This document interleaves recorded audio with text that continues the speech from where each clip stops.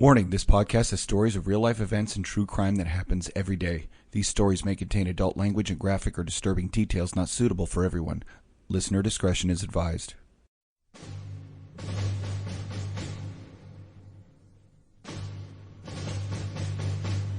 In our society, most people are content to go through their daily lives safely and peacefully. But our society is not always safe or peaceful. For that reason, some men and women answer a higher calling to defend and protect their fellow man. You probably know someone who is one of these people, or maybe you are one of these people.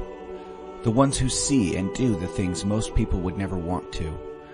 These things are sometimes heroic and beautiful, but often they are horrific and terrifying.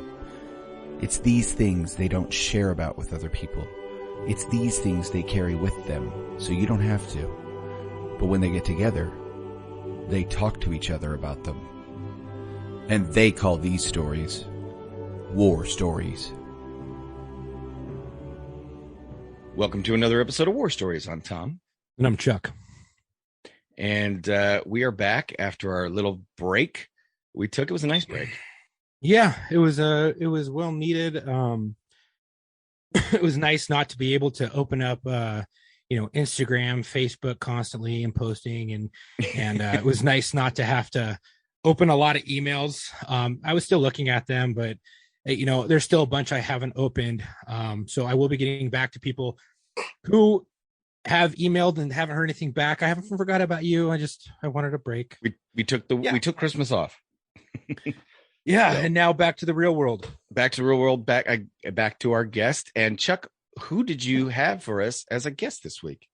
So we got Garrett. Garrett here wrote to us, and he heard us talking about stuff on here regarding young men and women in first response, and he decided to write in, and for a young man, this kid has got a lot of experience. He at 17 years old started in firefighting as a volunteer. Then he went into wildland and worked all the way up into California. And he's a Midwestern guy, if I'm not mistaken. And he's worked in wildland and then went and started working at another firehouse and then became a police officer. And then I guess served both as a police officer and a firefighter, not to mention has a girlfriend on the job who has experienced the same calls at the same time that he experienced. And he has come on today to explain his experience, how it's affected him, and go through it with that. And I've never met a dynamic like that, who you actually have someone, a significant other that you spend a lot of time with, has gone through the same shit that you have gone through. I thought that was pretty cool. Not to mention, I've only met one other person in my life that has been a firefighter police officer at the same exact time. And so this is like a fucking unicorn, people. And it's awesome. That's a goddamn overachiever. Welcome to the show, Garrett. How are you? Good. How are you? You're trying to make us all look bad. No, far from it.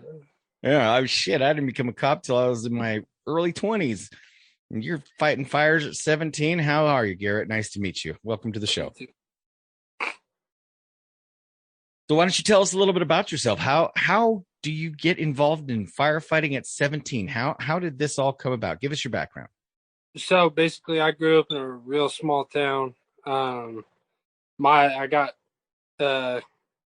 my best friend now. He's a fire captain at the department that I was at. He was a senior in high school, and he was a part of the fire department, and he was just starting out, and hanging out with him, man, going to the firehouse, I just kind of fell in love with it. So after that, after I got old enough, I applied, got on a small department. How small? Did that. Do what? How small? We had 21 guys that were volunteer and 2 full-time guys. Wow. We averaged probably 300 to 400 calls a year. The full-time guys, they were Monday through Friday, like 7 to 3, 7 to 4.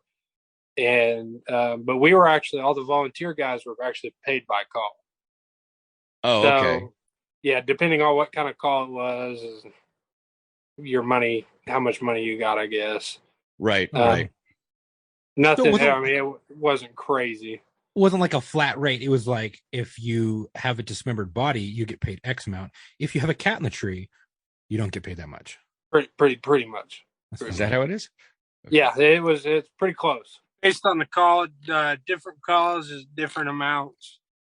That's crazy. Tom and I have spoken to a bunch of volunteer firefighters, and this is the first time we have heard that it's a per call pay basis. Like, you get paid per call, and the type of call differs the pay. So is it like Christmas time and everybody's like, come on, fatal traffic collision? When I was there, I really didn't pay too much attention about it. I mean, they would send us all direct deposit, and I never really looked at it, so I never knew how much I got, or I never really cared. It wasn't about the money. Wasn't about it at all. True hero right there. There you go. I mean, it was all just like, we could go up at the station and hang out with the 2 full-time guys. If a run comes in, we'd hop in and go. If EMS had a medical come in, your low blood sugar or whatever, the full-time guys would go on it to assist the ambulance. And then, if we were up there, we could go with them, or we didn't have to go. But if they toned us out, for a wreck or a fire, then, you show up and you're going. So now after all of, go ahead, Chuck. I was going to say, if you're just at the station hanging out and you're like, all right, I'm on the clock, I'm ready to rock and roll, do you get paid for that, or only if you get toned out on a call? Just if we go out on a run. Right. That's kind of the quote unquote volunteer part. You're not an employee. You're almost like a contract firefighter as opposed to a volunteer firefighter. They said that they had us working. So if we were on a fire run or doing something with the fire department and we got hurt, we were covered under the city's insurance. Sure. Yes. Because you were under contract with them now. And I love those guys up there at that department, man. They were straightforward. The chief, he was a great guy. My buddy, he's a captain now. I mean, I wouldn't be in the fire service if it wasn't for him. I look up to him still today. He's one of my best. Is he the one who got you in it? Yeah. Yep. Okay. So he got me into it. And those guys were straightforward. Whenever the knowledge up there between the department is just crazy. I mean, my chief worked in the oil field. He was also a fire instructor for the fire service here in Oklahoma. I mean, there's tons of knowledge up there. And, when those bad calls came in, there wasn't a doubt in my mind that we could get our job done and do it right. You just knew you had good people. I knew I had good people, and I know I didn't have to look over my back. So how did that, how long did you do that, and when did that transition? Because you started that at 17. Man, that's crazy young. Did you go to the academy? So I started at 7. I started in their junior program at 17. Had a minor setback for a little bit, and then I was like, man, okay, I want to do this. Mm-hmm. And I went down to Teeks fire training down at Texas A&M. Sure. Best place I've ever been. All those guys there, they're top notch. I mean, there's 3 guys that I know that they run their own training company, and I follow them on Facebook, and it's nonstop just knowledge about the fire service, everything that you can imagine. Sure. So I did that. Took me 3 months, I believe, to do that. And then I went home looking for a full-time fire job. Got offered a job in the wildland business. So I only did that for about a year and a half. It wasn't very long at all. I loved it, but I was living in a shop with like 23 other guys. Yeah. It was right. I mean, I hate to say it, but we had to go make buddy with the Planet Fitness girls so we could go and shower and for free. Hey, smart. We didn't have to go. First of all, they're cute. Second of all, they're gym rats. And third, everybody needs a clean shower. Planet Fitness gives out pizzas on like Fridays or something. They didn't in Idaho. I know that for a fact. Oh, is that Planet Fitness or Pizza Planet, Chuck? I'm not. No, seriously, Planet Fitness has like donuts one day, pizza one day. Yeah, I'm not for their members. I swear to God, that's a hell of a gym. They're like, I swear, we're gonna keep you fat so you keep coming. At least in California, they do. Yeah. But yeah, I worked up in my main base was in Rigby, Idaho. Whenever I was working up there, okay. Did a lot of work with the hell attack crews. Did a lot of work with them. That was really fun. But I loved fighting fire like that and traveling, but my real focus was back at home on the department that I wanted to be on. And where was that? If you don't mind. Far in Northwest Oklahoma. Ah, okay. Northwest Oklahoma. Yeah, because you don't sound like you have an Idaho accent. I haven't been up here long. No. But I do not recognize that as any part of Idaho. No, I grew up in we're at the beginning of what they call no man's land. Ah. Okay. So the fun part then. It's a rural part of Oklahoma. Yeah. And we're 2.5 hours from the nearest big city. The nearest Walmart, actually, the town I'm living in now, I got a Walmart like down the road, but my hometown where I was a fireman in, the nearest Walmart was an hour, 45 minutes. Wow. So you do a year and a half as a wildland firefighter, which, that's a hard job anyway. I've got a relative who is trying to get into or onto a municipal fire department or a state fire department, something like that. But he started out like a lot of them, as a wildland firefighter. And that's a tough gig, man, especially when them big fires kick off and you're there for a month and, all that. I mean, it's pretty crazy. We had dispatchers that we loaned out to wildland firefighting operations and they'd be gone 2 or 3 weeks, but they'd make that money. Cutting lines with a hoe. Yeah. Or a shovel. Well, I was actually a part of the engine crew, so I wasn't on the hand crew. I was on the engine crew. So they call them engine slugs, but I mean, I liked it. You were out there fighting fire, so hey, whatever. Yeah, but I figure it. But so a year and a half doing that, and then where do you go? So I actually came back home to go full-time fire. Mm-hmm. By this time, it is almost the start of the COVID pandemic. And how old are you? I'm 20. I'm 22 right now, getting ready to turn 23 in about 3 weeks. Geez, so you're about 20 years old when you go home to be a firefighter? Is that 21? So yeah, I started at 17. By the time I get home, I was about 19 because I left as soon as I graduated. As soon as I graduated, I was. Everybody stays home. I stayed home for like 6 months and I was gone. Right. So I come home and spent 3 years in my hometown that I went to high school on the volunteer fire department with the two full-time guys that I've been talking about. Sure. And not a bad thing about any of those guys up there. The whole county, I mean, we had a lot of stuff happen, a lot of wildfires, a lot of big wildfires. And they're straightforward guys. I mean, they would drop what they're doing no matter how far away. If they needed to come for a call, they would be there. Right. Amazing. And the department that I was a part of, we were pretty blessed because we had some full-time guys for like Oklahoma City on our department that were full-time firemen at that location in Oklahoma City, and they also were a volunteer on our small town department. Right. Wow.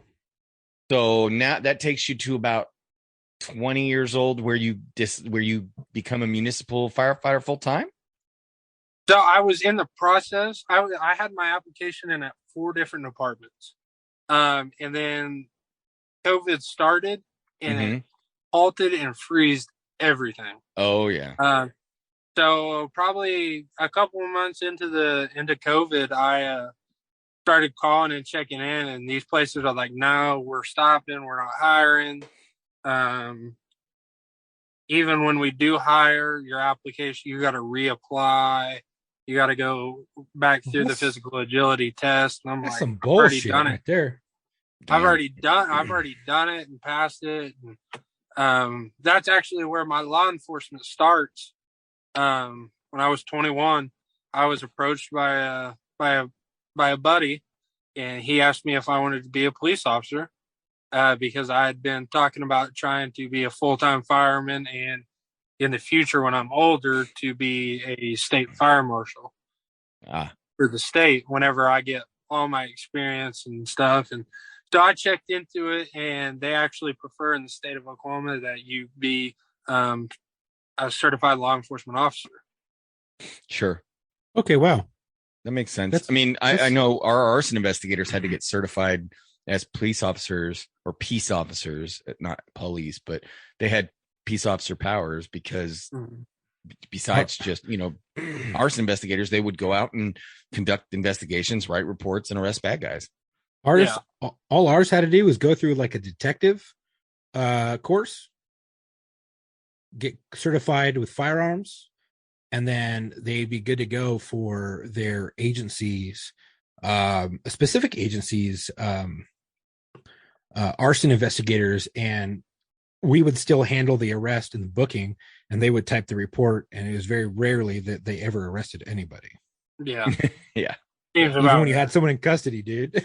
I was like, come on, man. They're like, no, man, I him start the fire. I'm like, he was when I was doing tactical training for the state of California, we would do an advanced officer safety course. And a couple of our firefighters that I knew personally went through that course, to practice their tactics and stuff like that. And I was proud of them. They're a couple of firefighters out there with a bunch of, type A cops, and they were keeping up and, cycling their weapons and using tactics and stuff. So, some departments, every department does it differently. Whenever I went through my peace officer training, my first 8 weeks were totally online. Right. My law block, ethics block, everything was online. Yeah, that's crazy. It sucked. I hated every part of it. And then the final 8 weeks was there. It was in person, and it was constant. Monday was a travel day. We were there Tuesday, Wednesday, Thursday, Friday. When we went home on Friday. But it dragged on. It was summertime, doing all your firearms, and it was hot and miserable. Wow. Dang, I don't miss that. That's crazy. You said the first 8 weeks was online. Yep. And then the last 8 weeks was in person. Yep. Is that standard for law enforcement training out in Oklahoma, or was it different and altered due to COVID? It was altered due to COVID. Holy shit. Yep. Man, that would have been awesome to be like the first 3 months. First 8 weeks of the academy. Wearing undies well, to that's the what academy. I hate sitting at home. And so of my days that I had, it was just they had a bunch of pre-recorded videos for us to watch. Mm-hmm. I would watch some of them the night before. That way I could go into work as a police officer and work on the streets as I'm doing my presentations, so I can go out and just do something, because I'm not one to sit at home. Garrett, hold on. So you were working on the streets as a peace officer while in the academy? Yeah. Tom, remember when I had my pops on? Yeah. He was like, I started and I was in the field, and then they sent me to the academy. I know. To the LA County Sheriff's Academy. I know. And I told you I worked with a guy who did the same thing. Yep. It boggles my mind. I completed my FTO phase with my patrol sergeant, which was a great guy. And then my second half, which I'll get into it here in a little bit, my main story. But my chief, nope. I very much dislike that man. Tell us how you really feel. It was a rough time. It was my sergeant, which was my buddy, and he made me pull through. So now is this standard for the cops in that area? So pretty much. So the way that it worked before COVID, you could be a police officer for 6 months before you had to be certified. Holy so shit. within that, Oh my God. So you could work as a police officer, but within that 6 months, you had to be enrolled in the peace officer program. Whenever COVID hit, they upped that to a year because it backed everybody up, and they were just so overwhelmed with so many people wanting to go to the peace officer academy that they had to up it to a year because they were losing people because people were starting to quit. Now, here's the thing. I'll give John as an example. All the audience knows John. John is in the middle of doing his third FTO program. God bless him. Now that he's here in Idaho, and it's a short program because he's a lateral, and he didn't have to go to the police academy. He's got a year, I think, to get his certification from the state of Idaho while he's working. Understandable when you have 10 years of law enforcement experience behind your back and then years of military experience prior to that. The idea that you would be working for 6 months. Now, granted, you're with a partner. They're not sending you out into the world alone in a patrol car, right? Right. Okay. Before I went to my peace officer training, I always had somebody on shift with me. Now, once I completed my FTO phase, I was in my own unit by myself, but I always had somebody with me. There was always somebody close by. You had a sister car; they would back you up. Yeah, right. Basically, right, but that was after the academy. That was after. Yeah. Okay. Yeah. So after I went to the academy, I was working. The town I was a police officer in is a one police officer town. So it was just me. It was just me by myself. But my sergeant was there, so he would always come out if I needed something. My corporal, he was a full-time shift supervisor for a private EMS company down by the city. And he was a great guy. He was a DRE. He was an instructor for everything. So he would always lend a hand. But the county, they always had 2 to 3 deputies on. So if something was going down and I need somebody right then and there, I could always count on those guys. But for the most part, it was me by myself. Now, I'll say this. That isn't the craziest story of rural area, way out in the boonies police work I've ever heard. I recently, this year, spoke to a deputy who is in such a rural area of a state local to mine, and I'm going to try and get him on the show, but he was helping his buddy pour cement on his property while he was off duty, but on call when a call came in and he got dispatched to it. So he drove the cement truck to the call and borrowed a gun from his buddy. Holy shit. That's some Western shit right there. So any cop or firefighter that tells you, no, this is how everyone does it is full of shit, because everybody does it differently.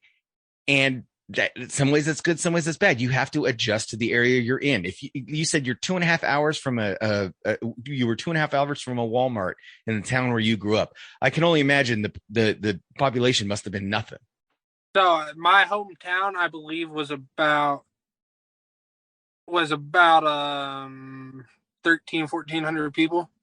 Yeah. We had a local grocery store, and we had 2 Mexican restaurants, a Sonic, a Taco Mayo, and a bowling alley.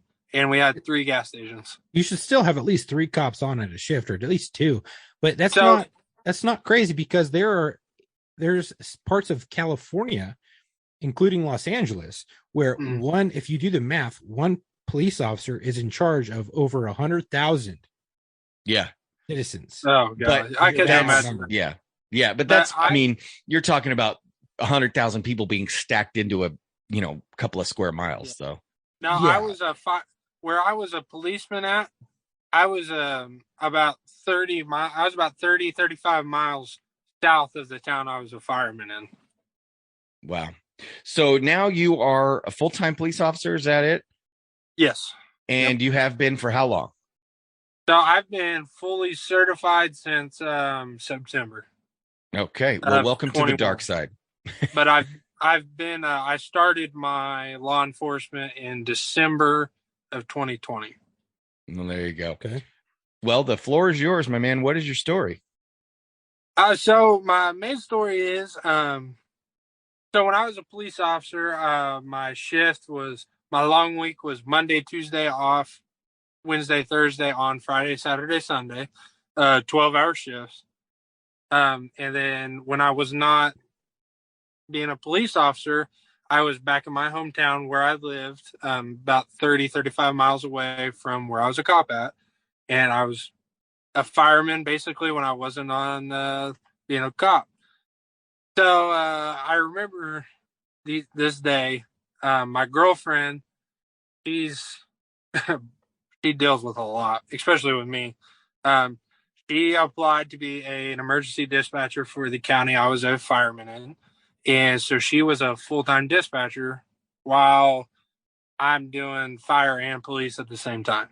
So she's so she knows what I'm doing basically when I'm on the fire department. Yeah, there's no cheating. No. So these 3 days, Friday, Saturday, and Sunday, when I was a police officer, 3 of the most terrible days I've had, hands down. On Friday, it was just kind of a slow day. Nothing crazy. I worked night shifts, so I was working 6 p.m. to 6 a.m. At that time, it was probably around midnight, 1 o'clock in the morning. Had a call come in of a welfare check. Well, welfare check turned into a deceased individual. As they often do. It was a self-inflicted wound. So, and those are, I hate to say common. They happen more than they should, and in the area that I was in. Right. So I dealt with that, and nothing else really happened. I mean, I had my times when I would be 6, 7 calls deep, being the only guy on. Sure. There'd be times I'd be busy, and there'd be times I'd be sitting there waiting for something to happen. Now let me stop real quick. When you're stacked up, you say 6 or 7 calls deep. What kind of calls are you stacked up 6 or 7 deep? What do they run? So the town I was a policeman in, the Indian tribes was the most common there.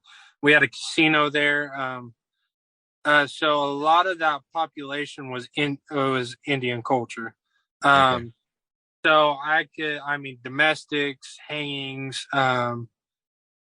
suicide. Most of the time it was domestic or something along that line, or some kind of fight going on, or it was nuts. It was craziest thing I've been a part, because it could be dead quiet for a week, and then, like I said, it would snap, and we would be running domestics all the time, and it was crazy. Right. So we could have 2 or 3 domestics going on at once, and we have 2 cops out, which is terrible. Right. But yeah, we had a casino in the town. We couldn't even touch the casino. Right. So, that's tribal land, right? That's tribal police. Yeah. Bureau of Indian Affairs. So we could go out there if something was going on and they requested us. Right. We could go out there, but if we arrested somebody, we had to stay on BIA land. We couldn't leave. We had to wait for them to get there. And sometimes it could be an hour, or it could be 3 hours. Wow. BIA was stretched thin, really thin, in my area. They had, I think, 11 square counties for like 2 or 3 guys. Wow. Which was a lot. Yeah. A lot. But so I dealt with that on Friday. Not a huge setback. Saturday comes around. a big rainstorm was coming in that night. It was about 11 o'clock whenever the storm started rolling in. The county had a domestic on the fire, and there was 3 county deputies on. They had a domestic on the most southern point of the county.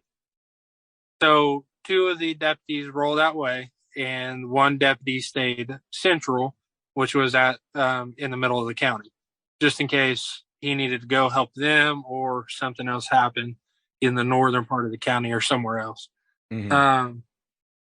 And I remember it, they get there and they're like, it wasn't, it turned out not to be that big of a deal.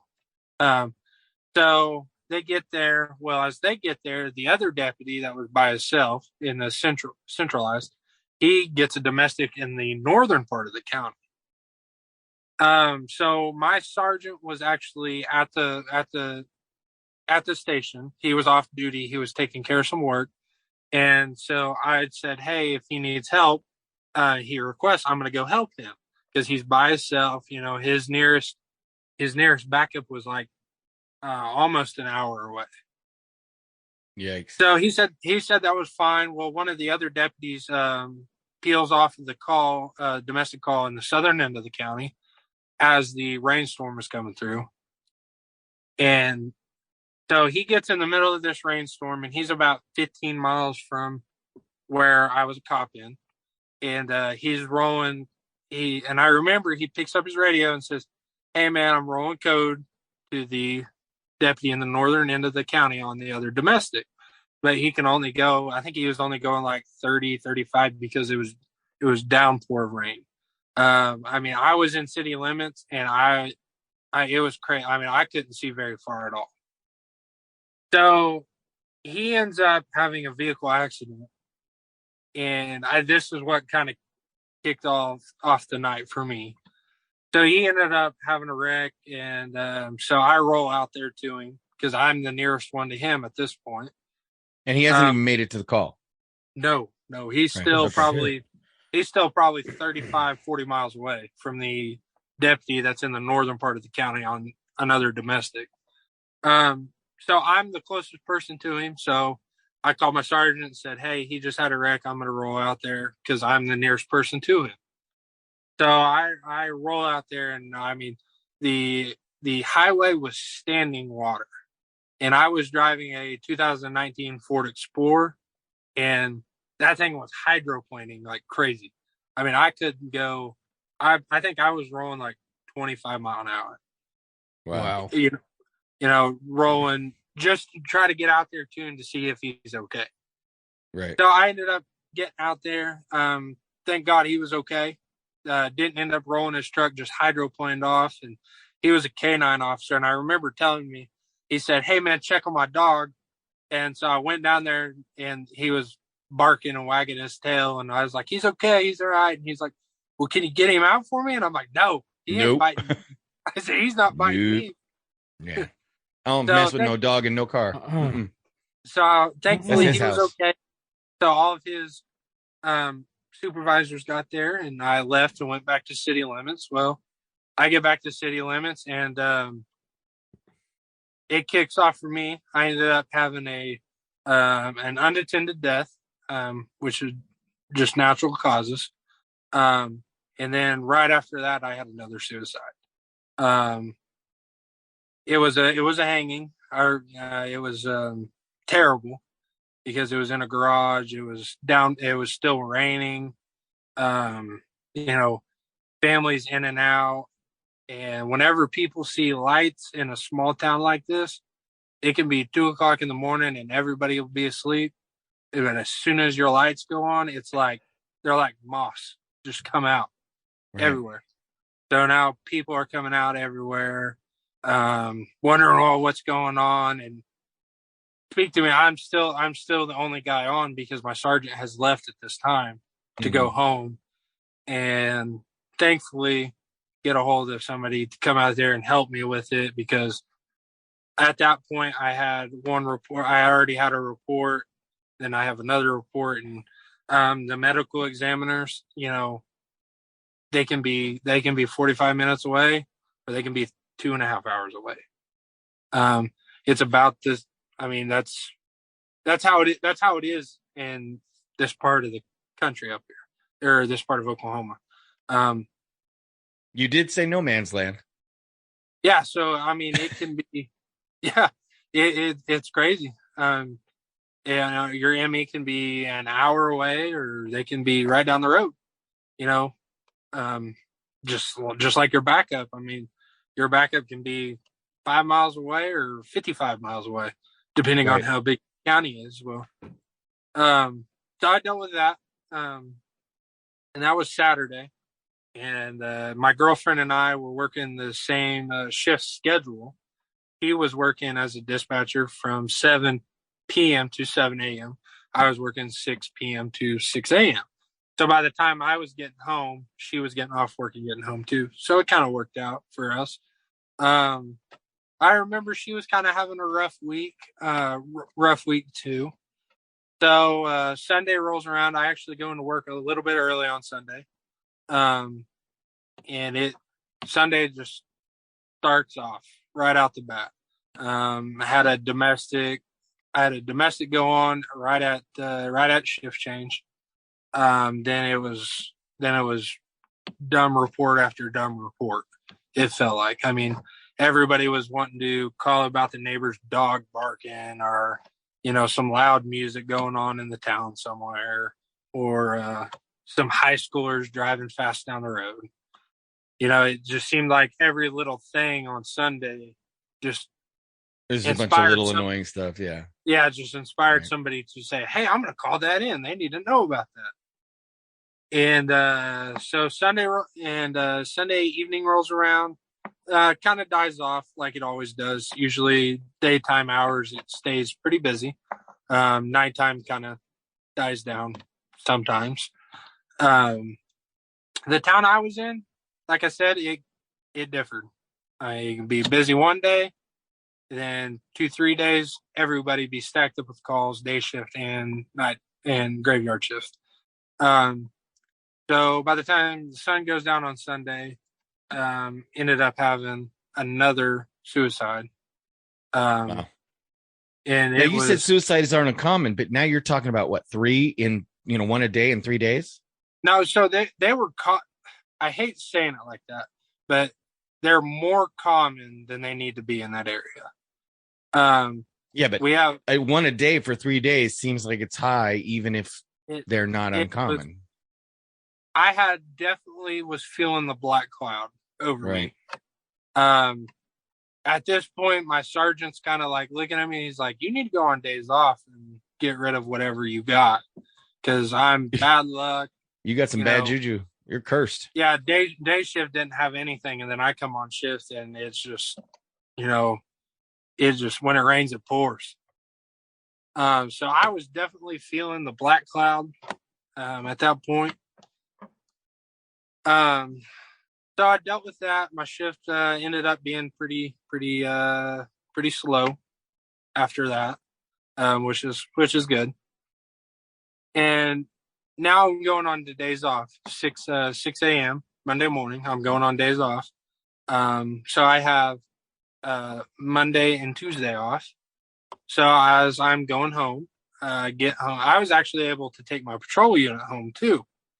So I get home and, I get in the shower, get some breakfast.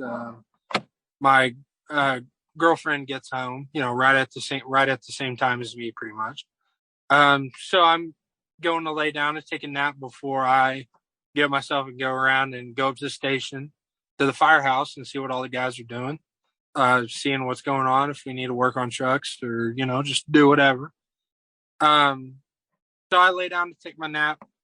Well, like I was telling you earlier, we're a volunteer department. So we all carry radios. And so whenever a call comes in, they can page us out on their console, and it'll come out over our radios, and it'll tone us out to let us know we got a call. So before I laid down and took my nap, I turned my radio on just in case something happened.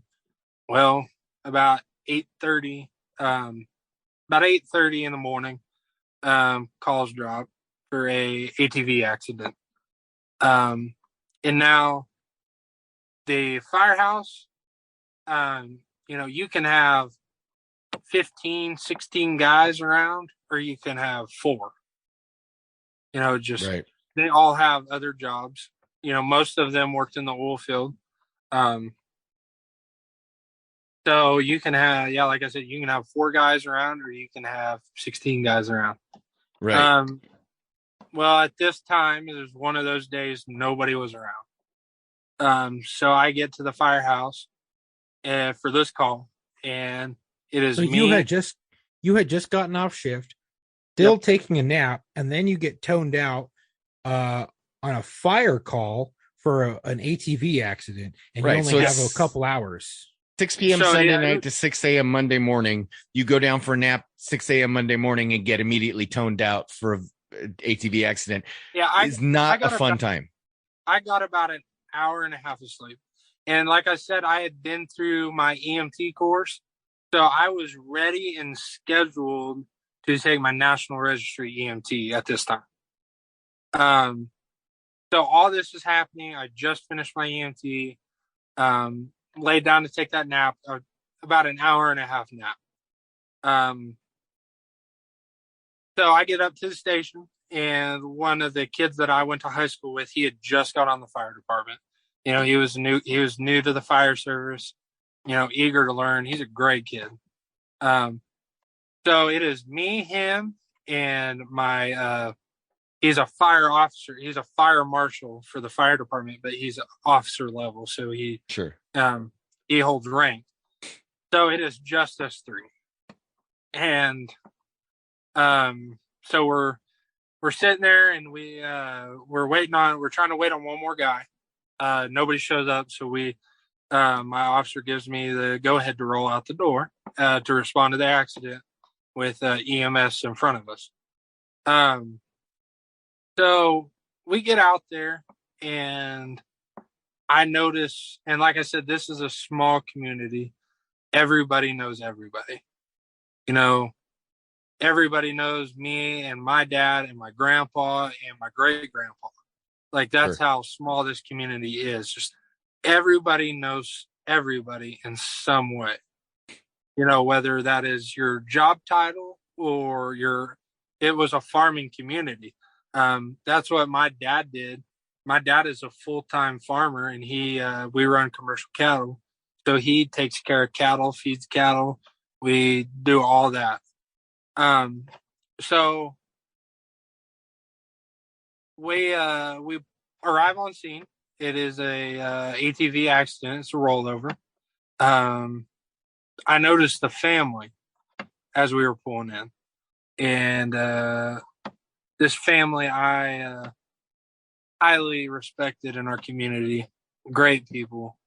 I worked for this gentleman for about 4 to 5 years. He private harvested, so he cut his own wheat on his land. I helped him out all the time. Growing up, playing high school football, he announced my football games as long as I could remember.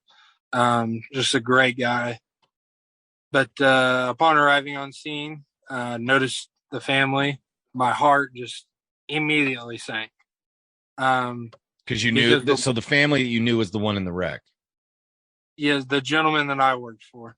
I knew it was him, and I knew it wasn't good. I knew it wasn't good from the tone out, from the dispatcher's voice. I knew it wasn't good. But when we arrived on scene and I saw the family, I mean, I tell you, my heart hit the floor. I was like, whenever we got out there, I was white as a ghost. My assistant fire chief noticed it. I won't go into too many details about it, but it's safe to say that because you're in a small town, these people are like your family. You guys help each other with harvesting and cattle and farming. Well, you work and for the stuff dude. like that. This is like family. I did. I worked for him. Like I said, he was a big part of my high school, He announced football games. He announced basketball games. He did it all for the community. So he was a pillar of your community. Yeah. And his whole family was involved in this accident. It was him and his son. The family arrived on scene shortly after, but pulling up there and seeing the son and his dad, I knew who it was. I didn't have to guess. And like I said, my heart sank. And like I said, my girlfriend, she's a dispatcher. So she is now scanner land. I mean, you all know what scanner land is. Everybody can hear everything. Right. She's got an app on her phone because she cares about me and she likes to know what's going on. So she's listening to all this. And of course she's getting texts from her boss because they're getting busy. But we get there on scene. Is exactly like I thought it was. It wasn't good at all. The guys that were on the ambulance and with me on the fire truck, I would not doubt any one of those guys. They are the most knowledgeable and well put around guys that I have ever been around in my life. Mm-hmm. And it was hard for me. So what happened? It was extremely hard for me. Which is getting to, this is why I wanted to talk about it, for the younger guys around my age in this profession. Because whenever we got done with the scene and air evac landed and took the patient to the hospital in the city, I pretty much went to back to the firehouse and I said I was done. I was to a point where I was done and didn't want to do it anymore. I didn't want to. Did they air evac both the father and son? Not the son. The son was okay. He was on a separate ATV, and it was just his father who wrecked his ATV. He flipped so the son was okay. If you don't mind me asking, Garrett, what happened to his father, your mentor, or gentleman you worked for? This gentleman, he unfortunately he passed away. It was really hard for me because, like I said, I got back to the firehouse and I put my gear in my locker and I walked out the door. I went home and I was done. I didn't want to be. I was to the point where I didn't want to be a fireman anymore. I didn't want to be a cop anymore, and I damn sure didn't want to be an EMT. It affected me for a long time. I still deal with it every once in a while, but it's gotten a lot better because of my support through that fire department and all those guys. Clearly I'm still in the business. I'm at a better law enforcement agency where I'm getting more training, more knowledge, and I'm getting ready to. I had to unfortunately leave my fire department, but I am in the process of getting on another fire department locally here, where I am a law enforcement officer now. So you had 4 dead bodies in 3 days, mm-hmm. and the final one was a close friend of your family's. Yes. And I can imagine that would make you want to hang it up, especially as a young man. It was pretty close. I was really close to hanging it up. I told my buddy, my best friend, who is a captain there now, I told him, my chief and my assistant chief, I said, if a wreck comes in, I don't want to go.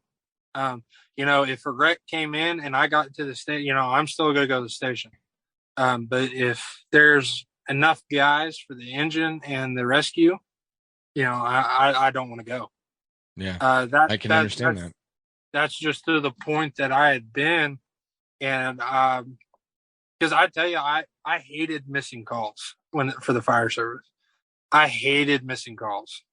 But I got to a point where a tone out would come out, and I'd just be like, yeah, I don't want to go, just because I didn't want to, go back. And, so, in the psychological community and peer support area, there's this thing called glass half empty and half full. It seems like your glass got really full really quick, very fast.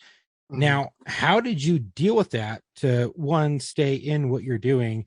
And it's not necessarily getting over it, because you never get over something like that. You just catalog it differently inside of your brain. What did you do to help you push through those feelings and to push through that call to help other people? So I took a break. I mean, really, I did. I took a break. Like I said, I told my captain and my assistant and my fire chief that I was taking a break, and they supported me 100%. I can still go to any of those guys for any problems. That's how great all of these guys are. Like I said, my family were a huge farming family. I pretty much just took a break. I said that I wasn't going to go test for EMT, because knowing that I have my EMT, people were going to rely on me to show up a lot more to calls, and I just didn't want to do it at that point. So I ended up spending a lot more time out at the farm with my dad and my family, and I'm into big time hunting. I also work for a outfitter. Then we guide waterfowl hunts and all that kind of stuff. I just really hung up the fire suit, and I still went to work as a police officer. I mean, clearly, but I just kind of slowed down on the fire service. Got some help. My girlfriend, she helped me through a lot of it. Yeah, more than she probably knows. But that's who I really relied on most at that time, and just kind of did my own thing, helping my family out, and just took a break from the fire and EMS world. So you focused on being a police officer and really relied on that family support. Pretty much. And that's what we always say, having people there for you, and taking the time to step back and take a breath is really probably the most important part of making sure you don't implode. Yeah, when I was involved in my critical incident, well, one of my critical incidents, but when I was involved in my shooting, that really, I didn't know how it would affect me. And then I was lucky to have a support group of friends that were not only on the call with me and knew exactly what I was going through, because they were kind of going through it themselves, but it was a different aspect because I was the only shooter and they were there, but they were such good friends that they checked on me, helped me through everything. Yeah. Talked to me, hung out with me, and we still have a tight bond to this day. And I don't think that I would be the same without them. So it's very imperative that people, when they are involved in something, that they have a strong support group and actually reach out and talk to people. And it's not asking for help, but it's just reaffirming that you have a strong support group there to help you through things, to just bullshit and talk through things and express how you're feeling. And it's the easiest form of therapy, because they're your buddies and they know exactly what you're going through. And it really kind of, getting into all the fire service and the law enforcement, my friend group, I kind of lost touch with my friend group of my age kind of quick. I still have a really, really good friend. He's been my friend for as long as I can know. He's not in the fire service. He's not in law enforcement, and he understands. And I know I can go and talk to him about certain things, and he'll understand. Right. But whenever, I was in this and I was doing it all the time, whenever I would go out with my friends, they would be all talking about college and partying and, doing this and that. And I'm like, I work half the time. I probably haven't seen most of my friends my age in probably over a year. Right. That's completely normal, Garrett. I just kind It of, is.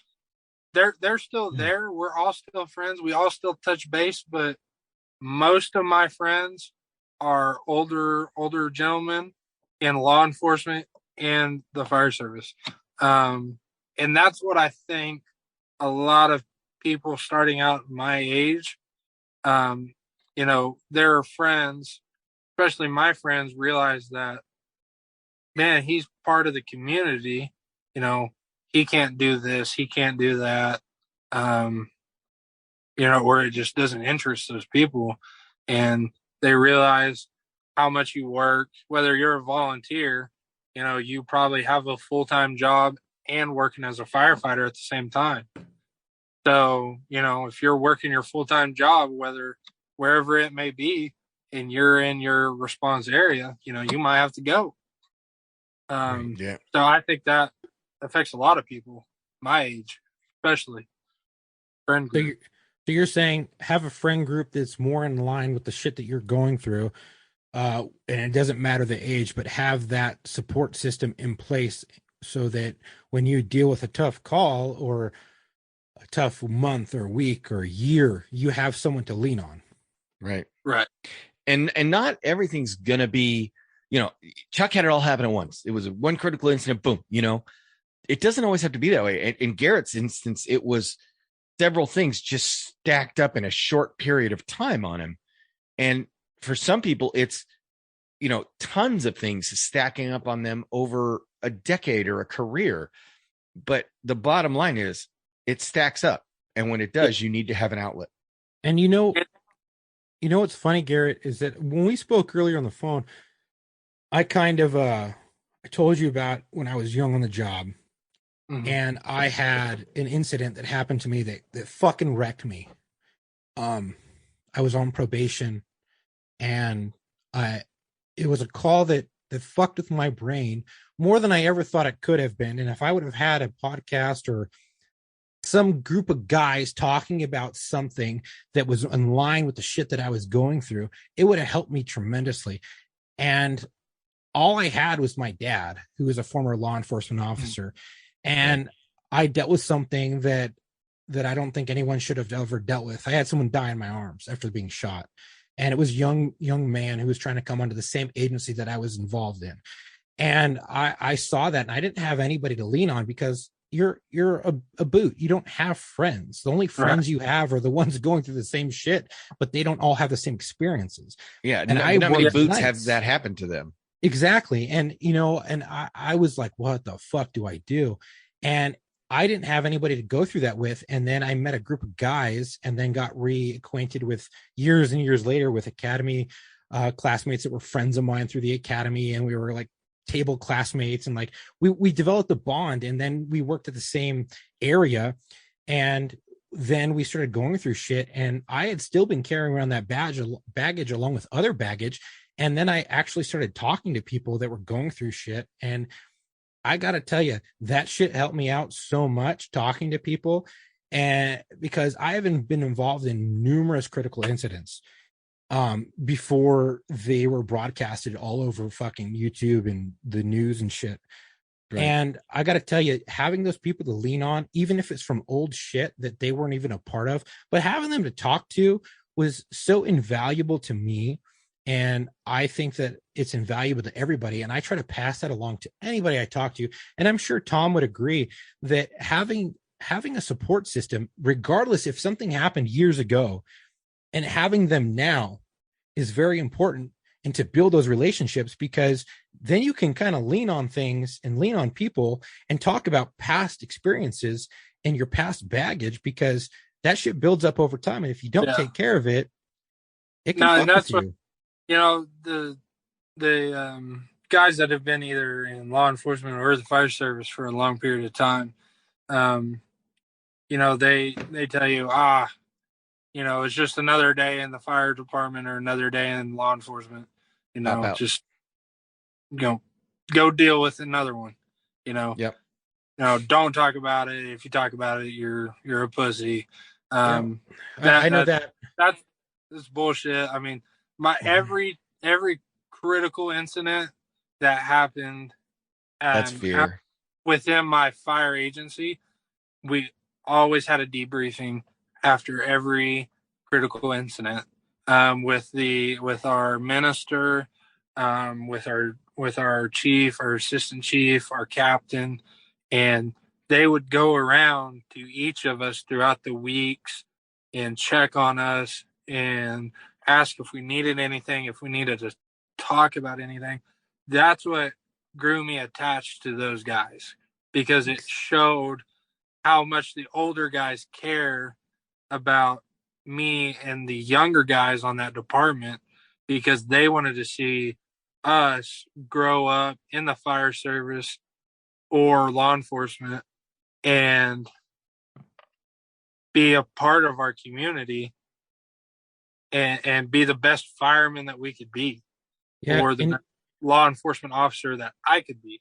And something, Tom just commented on it, and he said that's a cop out when people say, just suck it up, deal with it, press on. And you know what? It is, because they don't want to handle that shit head on. Yep. When I was they're running from pain, and if they deal with it, they're going to have to deal with their own pain.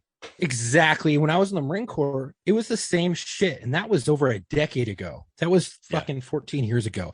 And when I was in the Marine Corps, it was the PTSD was a fucking myth. It was a fable. It was a unicorn. It shit didn't exist. And we had guys who had been in the first push of Fallujah and, in Iraq. And they had gone through so much shit, and they've gone through like 4 fucking tours, and they were just volunteering after volunteering after volunteering. And those guys were so fucked up, and in their mind, they were fucked up. And then they came over, and then they started drinking.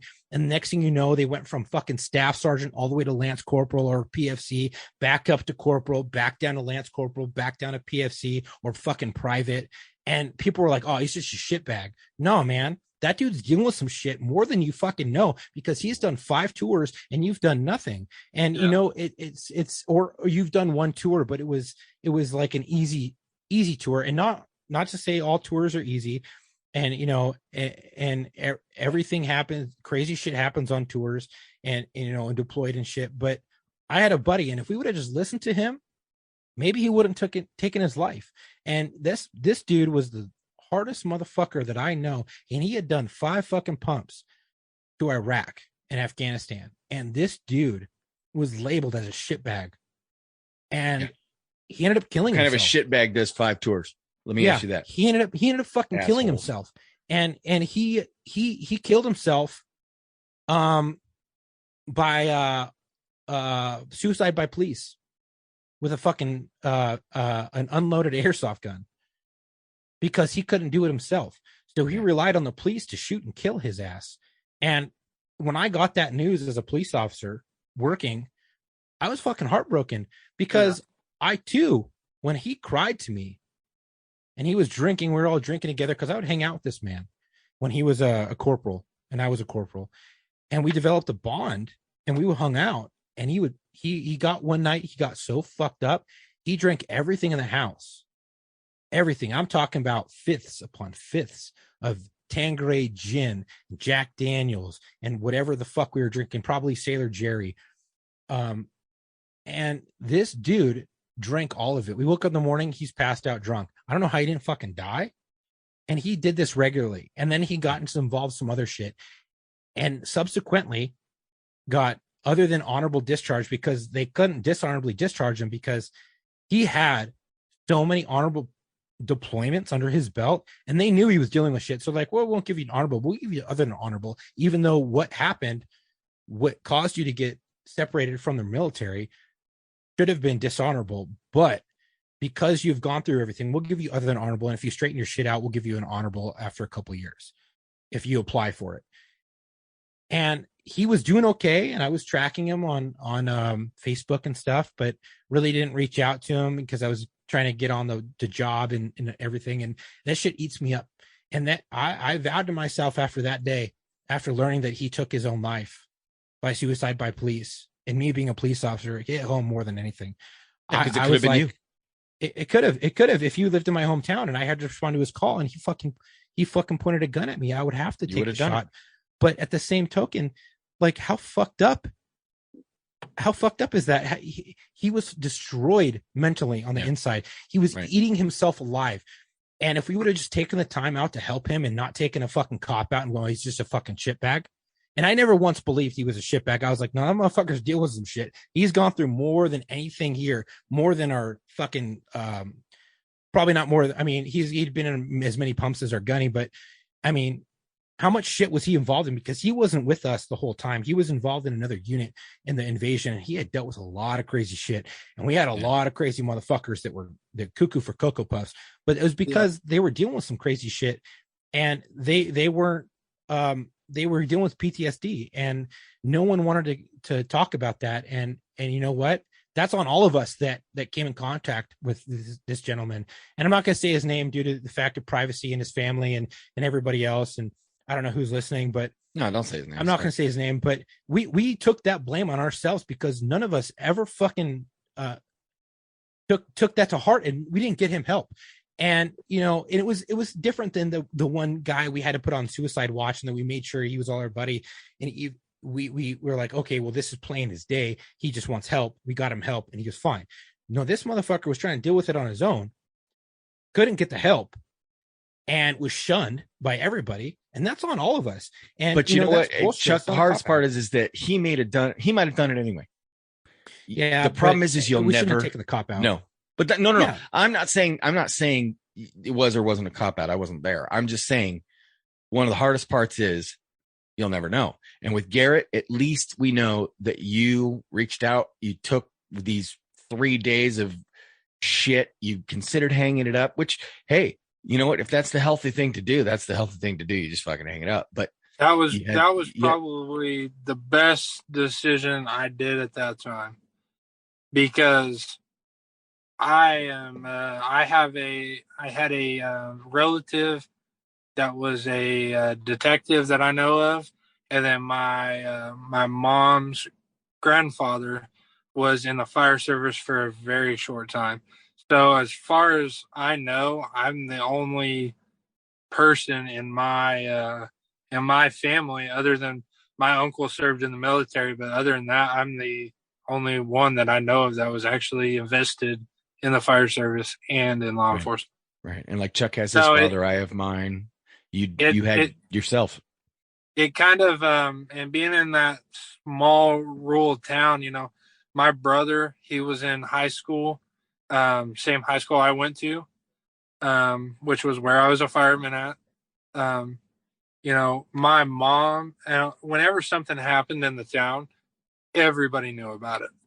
Right. You know, it didn't take long at all for news to get around that some sort of an incident happened. In the town I was a firefighter in, my town actually had a town-wide alarm.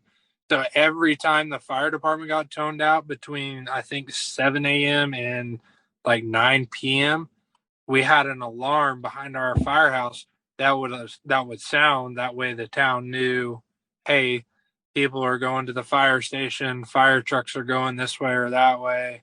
You know, basically just be aware is what it was.